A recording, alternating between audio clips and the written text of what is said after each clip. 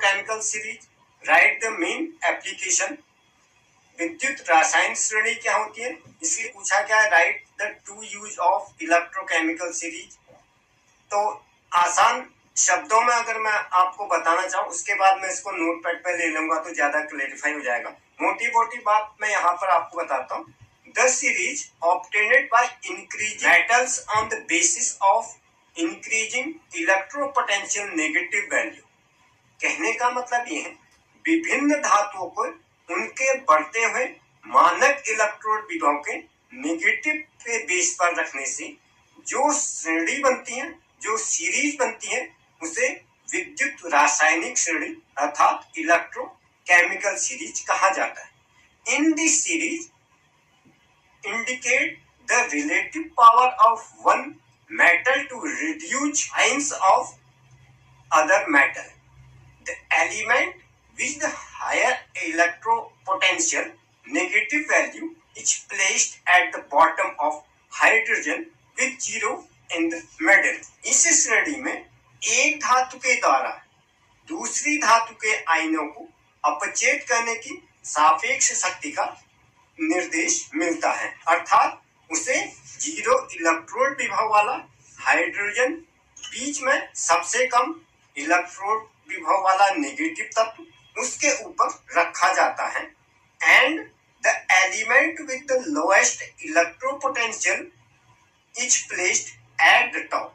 Also as activity series in the list that describe the arrangement of element in the order of their increasing electropotential value। काफी सारी चीजों को मुंह से बोलकर उतना क्लियरली नहीं हो पाता।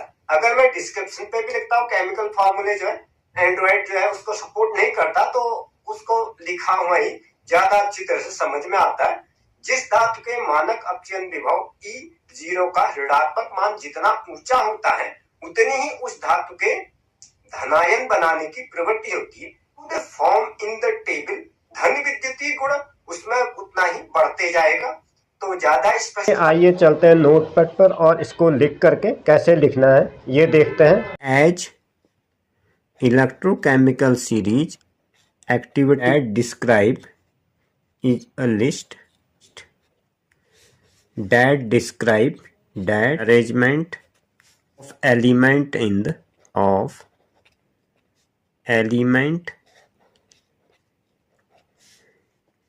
in the order of their increasing in potential value. Battery and fuel convert chemical energy and are used on a large scale in a various instrument and device. धातुओं को उनके बढ़ते हुए मानक इलेक्ट्रोड विभव मान के आधार पर प्राप्त होती है, उसको विद्युत रासायनिक श्रेणी कहते हैं।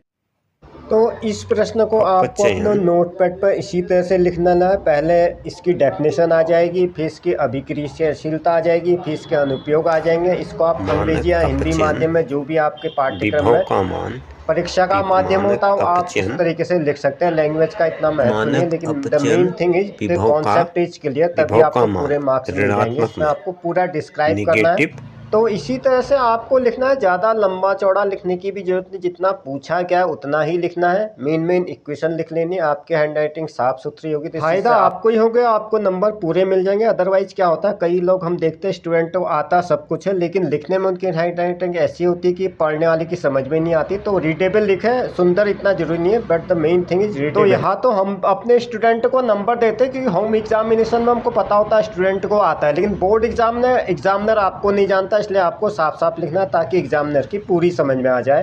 तो these are small things you to take care of them. Thanks for stay talent. मिलते हैं अगले एपिसोड में, तब तक के लिए good bye and have a nice.